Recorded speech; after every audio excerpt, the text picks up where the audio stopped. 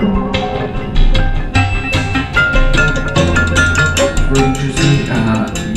I started watching it and I'm like, what is going on? What is this? What's happening? And halfway, it picked up and it got interesting. And I was trying to figure out what they're trying to prove, but I couldn't do it.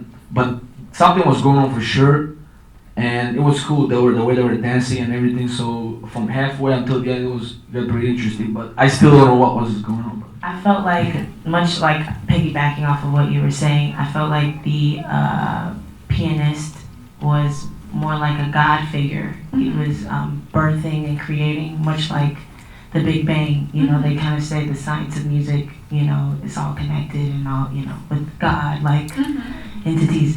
And so I kind of felt like that's what happened.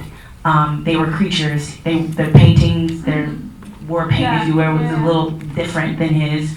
His was blue and flowing, kind of like, air. It just seemed like, like he was the creator, if you will. And this empty space that he was able, much like outer space. And then when they opened the dimensional door, I felt like it was like a portal. And, just kind of piggybacking off of like wormholes and different things like that. I kind of took it that direction. The piano is a percussion instrument. So Peter Manning Robinson took parts where he actually used percussive sets with the piano. He used other instruments to play it, and also made the piano sing. That was just beautiful. His composition was beautiful.